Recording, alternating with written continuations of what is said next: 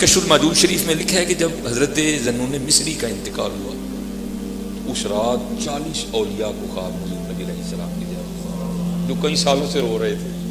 قدید کرم فرماؤ ہے یقین ہے آپ ہر راشق کے گھر تشریف لاتے ہیں, میرے گھر میں بھی ہو جائے چراغاں یا رسول اللہ. جو کئی سالوں سے رو رہے تھے حضرت جی, تو کیا ہوا 40 اولیاء کو اس رات خواب میں حضور نبی علیہ السلام کی زیارت ہوئی. اور ان 40 نے سوال کیا ہے اللہ کے محبوب علیہ السلام آج کس طرح کروں.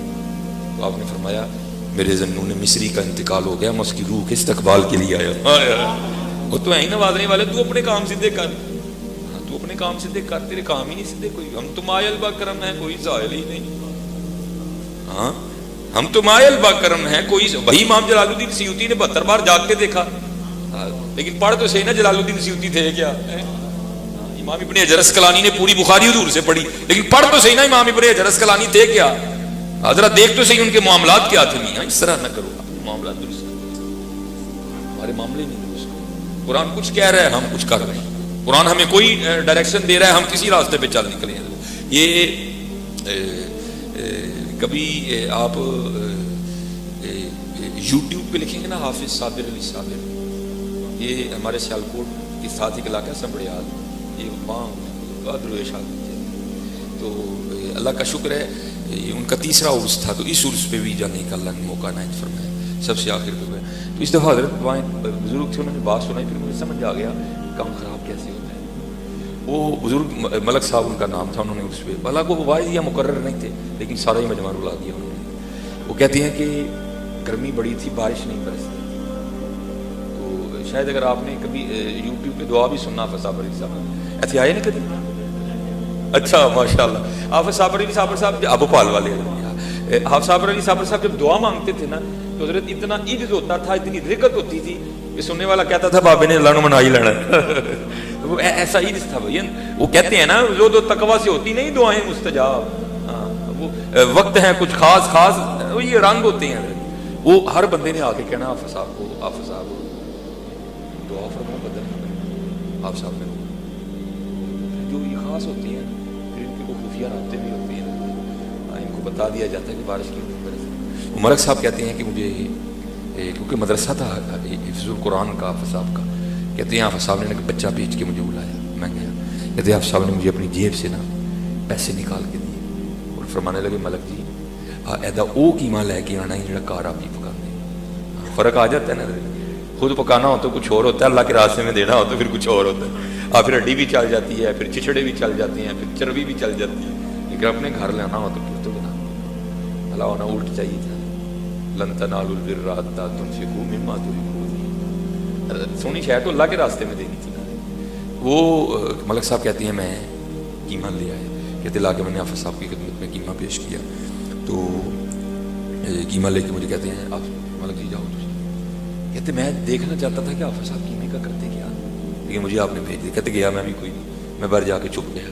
کہتے حافظ صاحب نکلے, اور بھوپال والا مین اڈے پہ جانے کے 2 راستے تھے, ایک مین, ایک پچھلی سائڈ سے پتلی گلی. جو پتلی گلی والا راستہ تھا نا, آپ کہتے ہیں حافظ صاحب اس راستے پہ چلتے. کہتے ہیں میں بھی پیچھے پتہ نہیں بابوں کے کیا رنگ ہیں. کہتے تھوڑا سا آگے جا کے کہتے ہیں ملک صاحب چھپ چھپ کے نہ ہو میرے نال ہی آؤ. اللہ کہتے میں ساتھ چل دیا. کہتے ہم بھوپال والا مین اڈے پہ گئے, اڈا کراس کر کے آگے نا وہ کھیت تھے. کہتے ہم کھیتوں میں اتر گئے. کہتے جب کھیتوں میں اترے تو وہاں جا کے کیا دیکھا کہ ایک کٹی ہے, اور کوئی شاید گاڑی والا جاتے اسے اٹ کر گیا تو اس کی پچھلی ٹانگیں ٹوٹ چکی تھی, اور اس نے بچے بھی دیے ہوئے تھے. وہ ظاہر ہے خود بھی بھوکی تھی, بچے بھی دودھ پی رہے تھے, دودھ آ نہیں رہا تھا, تو بچے بھی آسمان کی طرف منہ کر کے رو رہے تھے اور وہ بھی رو رہی تھی. فرماتے ہیں حافظ صابر علی صاحب نے قیمے کا شاپر کھولا اور جا کے نا اس کے سامنے رکھ دیا.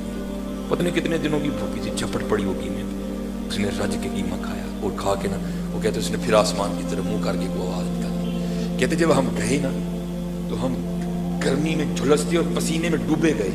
کہتے جب واپس آئے تو ہم بارش میں بھیگے ہوئے واپس آیا. یہ قرآن کچھ کہہ رہا ہے, ہم کر رہے ہیں. قرآن کیا کہہ رہا ہے, ارأیت الذی یکذب بالدین فذلک الذی یدعو الیتیم ولا یحض علی طعام المسکین. یہ ہمارا قصور ہے. اللہ تو کریم ہے, حضور نبی علیہ السلام تو رؤوف الرحیم. یہ کس طرح ہو سکتا ہے کوئی روئے اور وہ نوازے نہ, لیکن حضرت ہم کم نہیں. وبالوالدین احسانا وذی القربى والیتامی والمساکین وقولوا للناس حسنا. کہاں ہے حضرت وقولوا للناس حسنا؟ ہر بندہ تو دوسرے بندے کو کاٹنے پڑ رہا ہے حضرت. ایسے لگتا ہے منہ میں زبان نہیں ہے، گھارے بھرے ہوئے ہیں. کہاں گئی ہوں محبتیں حضرت؟ وہ پیار کہاں گیا حضرت؟ یہ پڑھو اپنے اکابرین کو، پڑھو اپنے اسلاف کو. ہمارے اسلاف تھے کیا؟ قبلہ شاہ صاحب بیٹھے ہیں، یہ لکھا ہے کہ جب امام حسن رضی اللہ تعالیٰ عنہ کے جسم مبارک سے کرتا اتارا گیا نا غسل دینے کے لیے امام حسن رضی اللہ تعالیٰ، تو وہ لکھا ہے کہ حضرت کی پشت پہ باقاعدہ ایک نشان تھا. جسے اگر میں اپنی پنجابی زبان میں کہوں تو پھر میں اسے چنڈی کہوں گا. ایک باقاعدہ نشان. باتیں شروع ہو گئی یہ تو شہزادی ہے، یہ نشان کس چیز کی؟ تو حضرت کے غلام کھڑے تھے. آپ جذباتی ہو گیا. آپ نے فرمایا اپنی زبانوں کو لگام دو. اگر بات امام کی عزت کی نہ ہوتی تو امام نے مجھ سے وعدہ لیا تھا کہ میرا راز نہ کھولنا. انہوں نے کہا بتاؤ پھر یہ کیا ہے؟ آپ نے فرمایا یہ نشان ان بوریوں کے ہیں جو امام حسن رات کے اندھیرے میں اپنے کندھے پر اٹھا کر یتیموں کے گھروں میں چھوڑنے جایا کرتے ہیں. بھائی تقریر مجھے بھی بڑی آتی ہے، ہاں اونی کو تو میں گردانہ ملا کے حضرت جی مسجد سے اتنے چکلا، لیکن میرے محبوب کی امت کو آج تربیت کی ضرورت ہے. آج ہمیں کوئی نہیں مار رہا، ہم ہی ایک دوسرے کو مار رہے ہیں. آج میرے محبوب علیہ السلام کی امت کو تربیت کی ضرورت ہے. محبت کرو ایک دوسرے کے ساتھ. یہ کل میرے خیال سے یوٹیوب پہ کل ہی کلپ چڑھا ہے، کل جمعے کا کلپ ہے. یہ ابو داؤد شریف میں ہے کہ نبی علیہ السلام نے فرمایا جس کا مفہوم ہے کہ اگر کسی شخص کو غصہ آ جائے، آتا ہے نا ہم سب کو، لیکن حضرت جی آتا بیوی پہ ہے، ہاں زندگی کو کہنا کاکڑ آتا غریب پہ ہے، آتا اپنے نوکر پہ ہے. کبھی کسی کو ڈی ایس پی پہ غصہ ہے؟ کسی کو آتا جی آ بھی جائے گا تو پی جانا ہے. لیکن اگر بیوی پہ آئے گا پھر میں نے نہیں پینا. اگر کسی ماڑے پہ آ گیا میں نے پھر نہیں پینا. لیکن حضور نبی علیہ السلام فرمانے جسے غصہ آئے وہ غصے کو نافذ کرنے پہ قادر بھی ہو، کر سکتا ہو کچھ نہ کچھ، لیکن نہ کرے. حضور فرماتے ہیں پھر اللہ اسے انعام کیا دے گا؟ روز قیامت اللہ اسے ساری مخلوق کے سامنے کھڑا کر کے کہے گا ان نوروں میں سے جو چاہتا ہے لے لے. پی کے تو دیکھو حضرت اللہ کرنے سے کیا ہوگا؟ تھپڑ مار دو گے کسی کو، کیا کر لو گے؟ لیکن حضرت جی اور وہ بھی یاد رکھو حضرت جی یہ ہمارے معاشرے کا مزاج بن گیا ہے. تگڑے کے کھلوندا کوئی نہیں، ماڑے نہیں چڑھتا کوئی نہیں. اور ہمیشہ یاد رکھنا حضرت جی کبھی کسی ماڑے پہ ظلم نہ کر بیٹھنا. مولا علی مشکل کشا رضی اللہ تعالیٰ عنہ فرماتے ہیں طاقت والے سے تو ڈرنا لیکن کمزور سے اس سے بھی زیادہ ڈرنا. اسی نے مولا علی سے پوچھا حضور طاقت والے سے ڈرنے کی تو سمجھ آ رہی ہے، ہاں مارے گا آگے سے کچھ کرے گا، لیکن کمزور سے کیوں ڈروں؟ میں حضرت اس دن قبلہ سڑک پہ میں کھڑا ہوں، میں کسی بندے کا ویٹ، اس سائڈ پہ شاید کوئی چور پکڑا گیا، شاید پتہ نہیں وہ کیا چوری، رول پہلے شور ڈالا نا چور چور پکڑو چور چور. میرے پاس دو منڈے، ایک نے بائک کھڑی ہے جا کے جناب کٹ کے واپس آ گیا. دوسرے نے آ کے یار واہ یہ تھا نہیں میں تھا. یہ ہمارا مزاج ہے ہمارے معاشرے کا، ہمارے معاشرے کا مزاج بن گیا حضرت. تگڑے کے سامنے کھڑا کوئی نہیں ہوتا، ماڑے کو معاف کوئی نہیں کرتا. تو کیوں دور ماڑے سے کیوں ڈرے؟ وہ کیا کر لے گا؟ آپ نے فرمایا وہ تو کچھ نہیں کرے گا لیکن اس کا رب بڑا کچھ کر دے گا. ہاں اس لیے ڈرنا حضرت جی. ہاں یہ جتنی ہمارے گھر میں تباہیاں اور بربادیاں آئی ہیں نا، ہم نے کسی ماڑے کی حال ہی ہوئی ہے. یہ بھی کلپ چڑھے گا، میرا ہاتھ چڑھے گا یہ کل، یہ بھی میں نے کل جمعے میں بیان کیا. یہ علماء پہ بڑے بڑے اوکھے ویلے آتے ہیں اور ہمارے معاشرے نے تو ویسے بھی علماء کے ساتھ کوئی چنگا ضرور نہیں کیا. ہاں حقیقت ہے چنگا نہیں اس معاشرے نے مولویوں کے ساتھ سنا. یہی وجہ ہوئی ہے تاج مدرسے اجڑ گئے. آج لوگ ایک کروڑ دے کے اپنی بچیوں کو اور بچوں کو MBBS ڈاکٹر بنا رہی. معاشرے کی خدمت کا کسی کو شوق نہیں ہے. سارے نے پتہ ہے ڈاکٹر بنے گا تو تنہا والد میں، سب کو پتہ ہے انجینئر بنے گا تو تنہا والد میں. مدرسے کیوں اجڑ گئے؟ سب کو پتہ مولوی بنے گا تو کی لگنا 12,000 8,000 10,000 1,500 تک. یہ یہود و نصارہ کی سازش ہے جو ہم پہ نافذ کی گئی اور ہم نے اس کو قبول کر لیا. یہ بولا میں آج ہی لاہور 2 پروگرام میں نے لاہور کر. میرے دوست ہیں لاہور، ظلم دیکھو اس معاشرے کا.